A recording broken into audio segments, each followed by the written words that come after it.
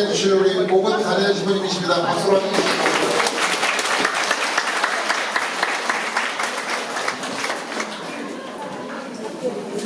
네, 반갑습니다. 네, 식사하기 시작하기 전에 시작기도로 주님의 기도 다 같이 쓰고 시작하도록 하겠습니다.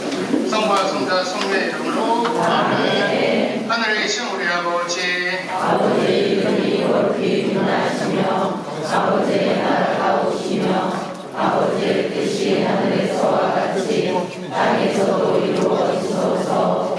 오늘 저희에게 일용할 양식을 주시고 저희에게 잘못한 일을 저희가 용서하오니 저희 죄를 용서하시고 저희를 유혹에 빠지지 않게 하시고 악에서 구하소서. 아멘. 성부와 성자 성령의 이름으로 아멘. 네, 반갑습니다. 저는 이제 참석 여기에 있는 평택신부 목본타의 신부예요. 사실은 올바른 숨은 신심은 제가 벌써 한 4번째인가 5번째 이 분당에서 하게 됐는데요. 어떻게 보면 제가 딱 이 시간이 제일 싫어요. 아니, 여러분들 오전부터 왔죠? 네. 오전부터 뭘 듣고 그 밥 먹고 또 듣고 그리고 또 저녁 먹었죠? 네. 제일 피곤할 때 이거 같잖아요. 아니, 나는 솔직히 나 여기 있는 게 별로 이 시간은 별로 안 좋아해요. 근데 또 우리 또 선배 신부님들부터 해가지고 저한테 해달라고 하니까 저도 하게 됐습니다. 저는 그래서 이제 제가 존경하는 분의 이야기가 있어요. 최승정 신부님이라고 혹시 아시는 분 있어요? 계시는구나. 훌륭하시죠. 말씀 잘하시죠? 그분이 하신 명언 중에 하나가 이런 말이 있어요. 특강할 때 쓰지 말라고. 왜냐면 어차피 여기 써봤자 그거 안 본다고. 맞는 말 같아요. 근데 이거 쓰느라고 놓쳐요, 말을. 차라리 그럴 바에는 그냥 들으래요. 그래서 여러분들 쓸 필요가 없습니다. 쓰지 마세요. 그리고 제가 유명한 제가 전공이 성모님도 아니고 제 전공은 교회사고 그거면야 그거 하면야 여러분들 하지만 그것도 아니고 그리고 강론도 잘 못해요. 별로 그냥 자장 맞춰 들리다 보면 주무시고 한 2시간 동안 주무시면 이제 말짱해지겠죠. 그때 기도하시면 돼요. 주님이 말씀에게 더 훌륭할 수 있어요.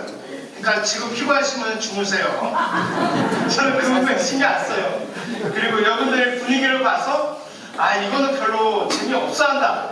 그러면 바로 끝내고 퇴장입니다. 저는 안 해요. 별로 안 해요.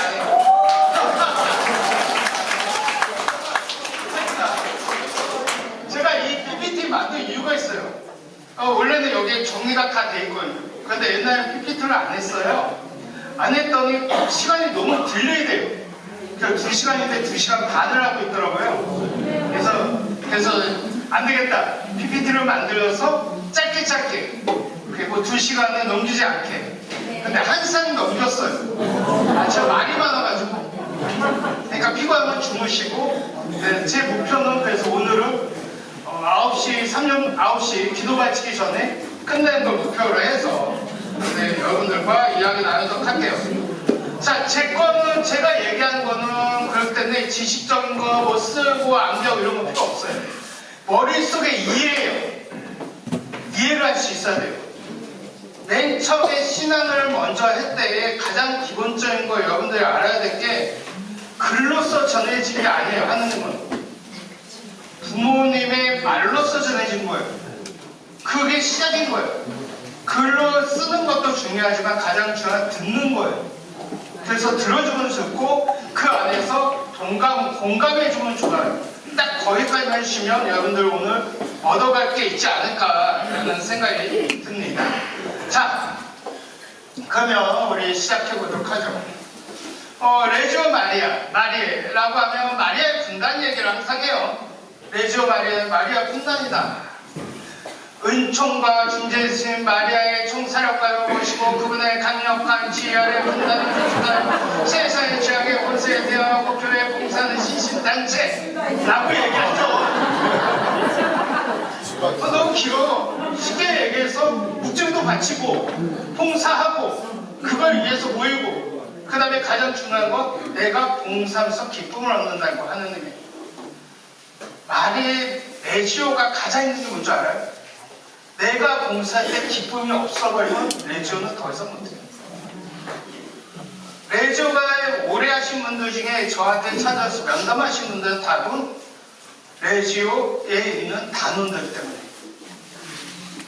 하느님이 아니에요. 봉사도 아니에요. 그러니까 레지오의 가장 핵심은 마리아 분야에서 쫙 하고 그냥 교회에 봉사하고 거기서 그냥 기쁨을 느끼면 돼요. 기쁨이 사라졌다. 그럼 내가 잃어버린 거예요. 그 기쁨을. 내가 봉사한 기쁨을 잊어버리면 그 다음에 레지오의 활동은 일이 돼버려요. 그러지 않았으면 좋겠어요. 그래서 여러분들이 천만 항상 잊지 않았으면 좋겠습니다. 자, 카톨릭 교회 안에서 마리아는 되게 많은 이야기를 하고 있어요. 보시면 알겠지만 위에 부분은 이따가 얘기해줄 거예요. 하느님의 어머니, 평생 동정력, 언제없이 잉태, 성모 승천, 이런 원칙. 그 다음 5월에는 성모 성월, 10월에는 묵주기도 성월, 성모 대축일이 3번이 있고 축일이 2번 있고 성모 기념이 8번 있어요. 그 우리는 묵주기도를 항상 레지오 활동하면서 하고 있죠. 이런 거 보면 우리가 예수님 다음으로 가장 많이 축일을 지내고 가장 많이 기억하는 성모님이에요. 그만큼 우리나라에서 그리고 전 세계적으로 이러한 부분들을 항상 기억하고 있다는 거죠. 우리 이제 보시면 이제 우리나라에 성모, 아까 이 부분은 이제 전 세계적인 거예요. 우리나라만이 아니라. 근데 우리나라에도 보면은 성모님에 대한 역사가 있죠. 보시면 알지만 신유박해 이후 1811년 조선교회 신자들이 북경교회에 전한 보낸 편지 보면 성모님의 정부를 통해서 조선교회 재건을 바라는 그런 편지 내용도 있습니다. 또한 매개회라고 하면 잠시만요. 네, 매개회라고 하면 1836년에 이제 설립되게 되는데 성모님의 종으로 바치고 특별 거울을 구하자 이제 이 무렵에 이제 설립되게 돼요. 그리고 매개회는 가장 중요한 건 묵주기도가 중요합니다. 그래서 묵주기도가 이때부터 이제 묵주기도를 많이 하게 되고 이와 비슷한 시기에 성리회라는 부분 똑같이 성모님에 대한 종으로서 성모님과 하는 방언하는 그런 부분들이 있습니다. 그리고 나서 이제 1846년에 이제 성모 신심회라고 구정이 되고 그 다음에 파티마의 세계 사도지 푸른 군단이라는 이름으로 들어와요. 그 맨 마지막이 메조입니다. 메조 마리아가 이제 1954년 이렇게 이제 들어오게 됩니다. 그런데 이렇게 들어온 것 중에 이유 중에 하나가 있어요. 이렇게 성모님에 대한 이야기를 많이 들은 건 교회사를 전공하다 보면 교회사에 이런 얘기를 해요. 돌아가시거나 이제 성인들이나 순교자들이 예수 마리아라는 표현을 많이 써요. 예수 마리아. 이게 왜 그러냐면 예수님은 요즘에는 이제 주님에 대한 부분에 있지만 마리아 부분 빠져 있어요. 그런데 그 이유가 뭐냐면 예수 마리아라는 부분이 마리아라가 종교 개혁 이후에 엄청나게 신심이 깊어져요. 왜 그러냐면 성모님에 대한 표현이 개신교하고 완전히 둘이 완전히 싸움이 붙는 가장 큰 핵심이 돼요. 그러면서 성모님에 대한 부분을 점점 강조하게 되고 개신교 거기에 반박이 점점 세지게 돼요. 그러면서 이제 성모님에 대한 이야기가 조선시대에 많이 표현이 됩니다. 성모 신심이 되게 활성화됐던 시기예요. 그리고 이제 제2차 바티칸 공의회 이후에 이제 성모님에 대한 부분이 정리가 되게 되는데 그거는 이따가 얘기해 드릴 거고 하여튼 이런 방법으로 이제 들어오게 됩니다.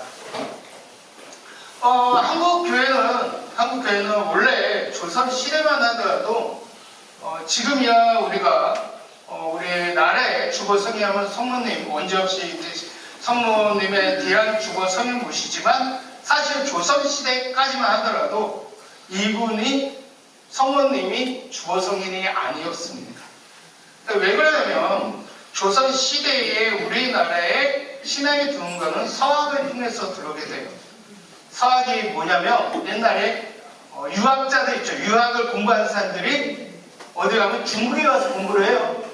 중국에 가서 공부를 했는데 거기에 그 당시에 서학책이라고 그 당시에 서학책을 이제 표현이 되면서 서학책을 주게 돼요.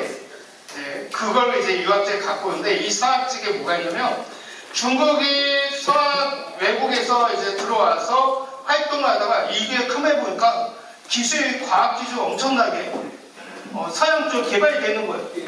그래서 이걸 정리한 책이 서학이에요. 그런데 이 서학이 당시만 하더라도 종교하고 어떻게 보면 그 당시에 중국을 지배했던 그 외국 서양 사람들이 같이 움직였습니다. 그래서 서학 중간에 천주교의 교리가 들어있게 돼요. 그러면서 그걸 가지고 이제 들어오게 되죠. 그리고 나서 이제 시작이 됩니다. 신앙은 그때 시작이에요. 그때 시작하게 되는데 그거야 뭐 지금은 교회사 종목이 아니니까 그거는 나중에 얘기해드리고 나중에 기회가 되면 그 부분에 있어 기회가 여러분들하고 대학교 기회를 드리고 그렇다면 이 자체가 이제 중심이 잡게 되는 건 어디 가면 중국이 돼요. 그러면 우리나라에는 선교사가 없어요. 중국에는 있어요. 그 또 하나의 특성이 뭐냐면 중국에는 교구가 있어요. 우리나라는 교구가 없습니다.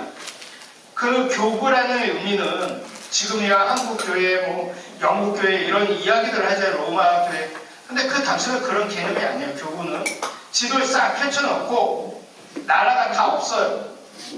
구분이 없어요. 그리고 구분을 시킨 게 교구예요. 조선 교구라는 거는 나중에 생긴 거예요. 그래서 그렇다면 그 안에서 로마의 카톨릭 안에서 그러면 교구가 우리나라는 나라로 인정을 안 하고 지도에는 어디에 속해 있는 교가 되면 북경교구입니다. 북경교구. 그래서 북경교구 얘기 많이 들을 거예요. 그 이유가 뭐냐면 그 당시에 지도 안에 로마 카톨릭 지도 안에 교구 관할 지역은 북경교가 됩니다. 그런 북경교가 됐다가 이제 대목구 개념이 들어오거든요. 대목구는 여러분들 힘들까봐 브레이브액을 주교 혹시 기억 들으신 분들 있을 거예요. 브레이브액을 주교를 통해서 이제 대목구라고 해가지고 이쪽은 조선시대 이래 더 이상 북경교구에서 관할하지만 그거는 교황청에서 직접 관할할 게 이게 대목구예요. 교황님이 직접 관할했는데 그 대신 파견을 보낸 사람이 브레이브액을 주교 제일 대목구장이라고 얘기를 해요. 그런데 교구장이라는 표현을 더 써요.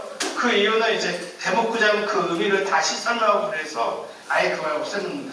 하여튼간 그러면 이제 우리나라가 대목구로 되면서 우리나라의 주보 성인을 요청을 해요. 그 시기가 이제 1838년에 교황청 표결 성상에 엠베르 주교님이 요청을 해요. 우리나라도 조선도 대목구이기 때문에 주보 성인을 달라. 허가해 달라. 그때 허가해 달라는 분이 바로 원지엽 시인텐시 성모님입니다. 그런데 교황청에 허가에 들었을 때 있으면 좋아. 있으면 좋은데 대목구는 일단 대리로 있는 거잖아. 그러면 이게 북경교과 사이도 중요한 거잖아. 그래서 이렇게 표현하면 돼요. 그래 너네들 조선 대목구에도 내가 주보 성인 인정해 줄게. 단지 조선의 시작은 북경교에 시작됐고 북경교의 주보 성인은 그렇기 때문에 같이 모셔. 해면 해줄게. 그래서 그분이 누구예요? 성요셉입니다. 여러분들이 이거가 되게 여러분들이 우리 나라에만 표현되는 모습이 있어요. 한쪽은 원래 성당의 맨 앞에는 한쪽은 주보 성인을 모시게 돼 있고요. 성당에 들어가서 한쪽은 뭘 모시냐면 세례자 요한을 모십니다. 마지막에 이어졌죠? 세례자 요한을 모십니다. 그런데 우리나라는 주보 성이 누구예요? 성모님이죠. 그러니까 성모상이 있는 거예요. 맨 앞에. 그런데 그 옆에 세례자 요한이 있어야 되는데 요셉이 있어야 되는 거죠. 주보 성이 두 명이니까. 그래서 여러분들이 우리나라가 되게 특수한 게 성모님이 있고 성요셉이 모셔져 있는 분당이 그래서 가는 거예요. 그래서 우리나라는 주보 성인은 두 분이십니다. 되게 신기하게 또 두 분이 부부죠. 그게 어떻게 보면 그런 의미들이 알고 들어가시면 여러분들, 이거는 성모님에 대한 레지오에 대한 부분은 아니지만 그래도 아는 게 좋을 것 같아서 여러분 설명해 드립니다. 자, 레지오는 우리나라에 되게 특성이 커요. 여러분들이 레지오 활동하는 게 자부심 가질 필요가 있습니다. 왜냐하면 우리나라에서 가장 활동적으로 교회를 지켜준 게 레지오입니다. 80년대 초반 하더라도 교회는 그렇게 성장하지 못했어요. 그런데 83년도에 이제 우리나라 백사대 성인이 우리나라에서 있었죠. 그러면서 성체대도 생기고 이러면서 엄청나게 급성장을 해요. 근데 이 급성장을 하는데 가장 중요한 게 활동하는 사람들이죠. 본당에서 일하는 사람이에요. 거기에서 가장 많이 일어나고 튼튼하게 신신하게 만들어준 게 레지오입니다. 근데 이 레지오는 그때만이 아니었어요. 얼마 전에 코로나가 있었죠. 코로나가 있으면서 모든 단체 활동이나 모든 대면 활동 금지돼요. 근데 사실 신부도 그 얘기를 했지만 뭐라고 하면 그때 레지오들에 나온 게 비대면을 할 수 있게 해달라는 요청을 해줍니다. 근데 이게 레지오가 사실 우리나라가 본사가 우리나라에 있지를 않아요. 외국이에요. 근데 외국보다도 우리나라가 활동을 더 많이 해요. 그래서 실제로 그러면서 비대면한 걸 인정받게 돼요. 그러면서 가장 먼저 코로나 때에 가장 먼저 그래도 단체가 무너지지 않고 시작한 게 비대면으로 레지오 활동이 되고, 그리고 그 순간 풀리자마자 가장 먼저 활동이 대면을 한 게 레지오입니다. 그래서 레지오 활동 실제로 신앙 안에서는 특히 우리나라에서는 매우 중요한 곳을 차지하고 있어요.